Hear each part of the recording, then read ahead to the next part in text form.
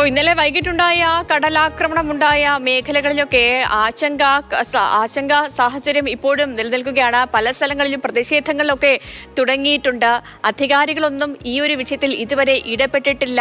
തങ്ങളുടെ കാര്യങ്ങൾ ചോദിക്കാൻ, തങ്ങൾ നേരിടുന്ന പ്രയാസം എന്തൊക്കെയാണെന്ന് മനസ്സിലാക്കാൻ ഇതുവരെ ഒരാൾ പോലും എത്തിയിട്ടില്ല എന്നൊക്കെയാണ് തീരദേശവാസികൾ പറയുന്നത്. ഇന്നലെ പൊഴിയൂർ വരെയുള്ള മേഖലയിലൊക്കെ, പൊഴിയൂരൊക്കെ വലിയ കടലാക്രമണമാണ് ഉണ്ടായത്. നമുക്ക് ഗോകുൽനാഥ് ഉണ്ട്, പൊഴിയൂരിൽ നിന്ന് തന്നെ ഗോകുൽനാഥ് ചേരുന്നു.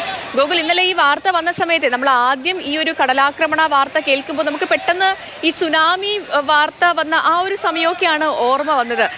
ഇനി അങ്ങനത്തെ ഒരു അവസ്ഥയിലേക്ക് കാര്യങ്ങൾ പോവുകയാണോ, ഇത്രയും വലിയൊരു കടലാക്രമണം എങ്ങനെയാണ് ഉണ്ടാകുന്നത് എന്നൊക്കെയായിരുന്നു. ഇന്നലെ അവിടെ ആ ഭാഗത്തൊക്കെ ഒട്ടുമിക്ക വീടുകളിലും വെള്ളം കയറിയതും ഒക്കെ നമ്മൾ കണ്ടതാണ്.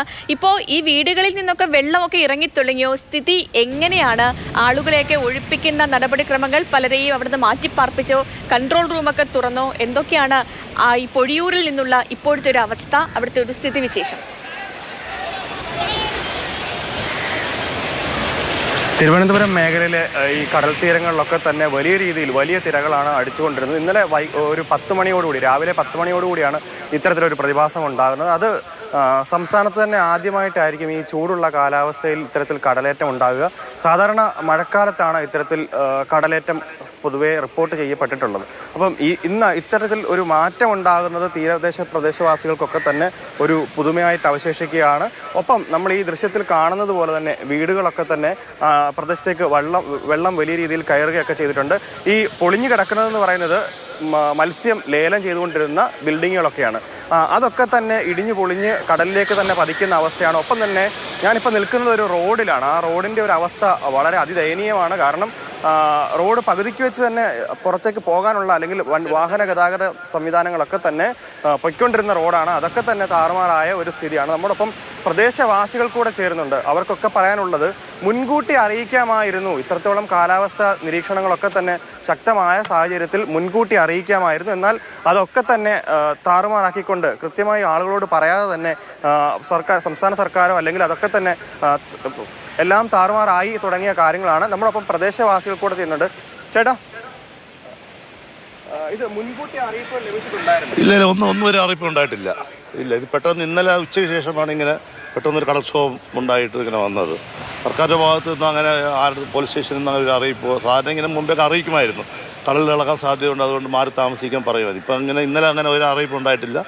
ഇവിടെ നേരത്തെ ആൾക്കാരെല്ലാം ഇവിടെ നിന്ന് മാറിക്കഴിഞ്ഞു, അതുകൊണ്ട് പിന്നെ വീടുകൾക്ക് പ്രശ്നങ്ങളൊന്നും ഇല്ല. പോയതാണ്. ഈ പൊഴിയൂര് ഒരു പ്രത്യേകത എന്ന് പറഞ്ഞു കഴിഞ്ഞാൽ, പൊഴിയൂര് ഈ കടലിനോട് ചേർന്ന് തന്നെയാണ് വീടുകളൊക്കെ തന്നെ ഉള്ളത്. അപ്പോൾ ആളുകളെയൊക്കെ ഒഴിപ്പിക്കുന്നത് എങ്ങനെയാണ്? അതായത് നേരത്തെ ഈ പ്രശ്നങ്ങൾ വന്നപ്പോഴത്തേക്ക് ഈ 2 വരിയുള്ള നാട്ടുകാരും ഈ ഭാഗത്തുള്ള എല്ലാ ആൾക്കാരെയൊക്കെ സ്കൂളുകളിലോട്ടും മറ്റേ ഫ്ലാറ്റിലോട്ടൊക്കെ നേരത്തെ മാറ്റി കഴിഞ്ഞിരുന്നു. പക്ഷെ ഇപ്പോഴത്തെ പ്രശ്നം വെച്ച് കഴിഞ്ഞാൽ ഇപ്പോൾ ആൾക്ക് കടലിലോട്ട് മീൻ പിടിക്കാൻ പറ്റുന്നില്ല. ഇപ്പോൾ റോഡെല്ലാം പൊട്ടിക്കഴിഞ്ഞു. ഇനിയിപ്പോൾ വണ്ടികൾക്കും അങ്ങോട്ടൊന്നും പോകാൻ പറ്റുന്നില്ല. തീരദേശം ഒറ്റപ്പെട്ട് കഴിഞ്ഞു. തമിഴ്നാടുമായിട്ട് ബന്ധപ്പെട്ട് റോഡായിരുന്നത്, ആ റോഡ് ഇപ്പോൾ 2 സ്ഥലത്ത് പൊട്ടിക്കിടക്കുകയാണ്. അപ്പോൾ ഇനിയിപ്പോൾ റോഡിലും അങ്ങോട്ടും ഇങ്ങോട്ടും പോകാൻ പറ്റത്തില്ല. അപ്പോൾ അതൊന്ന് സർക്കാരിന് മുന്നേ ഞങ്ങൾ പല പ്രാവശ്യം, ഞാനിപ്പോൾ മത്സ്യത്തൊഴിലാളി കോൺഗ്രസിൻ്റെ നെയ്യാറ്റിൻകര നിയോജകമണ്ഡലം പ്രസിഡന്റാണ്. ഞങ്ങളോട് ശശി തരൂരിൻ്റെ അടുത്ത് പറഞ്ഞിട്ടുണ്ട്, പഞ്ഞിൻ്റെ വീടിൻ്റെ സാറിന് പറഞ്ഞിട്ടുണ്ട്, അതേപോലെ രാജീവ് ചന്ദ്രശേഖർ വന്നപ്പോഴും പറഞ്ഞു. പക്ഷേ അവർക്കൊക്കെ ഒരു പരിമിതിയുണ്ട്. പ്രത്യേകിച്ച് ഇപ്പോൾ ഇലക്ഷൻ സമയമായതുകൊണ്ട് അവർക്കൊന്നും ചെയ്യാൻ പറ്റുന്നില്ല. ഇലക്ഷൻ കഴിഞ്ഞതിന് ശേഷം മാത്രമേ എന്തെങ്കിലും ഇതിനു വേണ്ടി എന്തെങ്കിലും ചെയ്യാൻ പറ്റത്തുള്ളൂ എന്ന് പറഞ്ഞാൽ അവർ കൈമരത്തിക്കൊണ്ട് പോയിരിക്കുകയാണ്. അപ്പോൾ അതുകൊണ്ട് സർക്കാരിന് ഞങ്ങൾ പറഞ്ഞാൽ അടിയന്തരമായിട്ട് നോക്കണം. കണ്ടു ഇപ്പോൾ റോഡൊക്കെ എല്ലാം പൊട്ടിക്കിടക്കുകയാണ്. അപ്പോൾ ആൾക്കാർക്ക് അങ്ങോട്ട് പോകാൻ പറ്റത്തില്ല. ചെയ്തു. നിലവിൽ ഇതാണ് തിരുവനന്തപുരത്തെ സ്ഥിതി. അതുപോലെ തന്നെ പൊഴിയൂര് മാത്രമല്ല, ബാക്കി എല്ലാ തീരദേശ മേഖലകളിലും വലിയ പ്രശ്നമുണ്ട്. തെക്കൻ ജില്ലകളിൽ, പ്രത്യേകിച്ച് തിരുവനന്തപുരത്ത് വലിയ രീതിയിലാണ് കടൽ ആക്രമണം രൂക്ഷമായിട്ടുള്ളത്. നമ്മൾ ഈ കാണുന്ന പോലെ, ദൃശ്യത്തിൽ കാണുന്ന പോലെ തന്നെ നിലവിൽ വലിയ രീതിയിൽ, അതായത് ഈ പൊഴിയിട്ട് നിർത്തിയിരിക്കുന്ന പ്രദേശങ്ങളിലൊക്കെ തന്നെ കടൽ കയറിക്കൊണ്ടേയിരിക്കുകയാണ്. അതായത് ചൂട് കൂടുന്നതിനനുസരിച്ച് തന്നെ വീണ്ടും കടൽ കയറുന്നതായിട്ടാണ് ഇവർ പറയുന്നത്.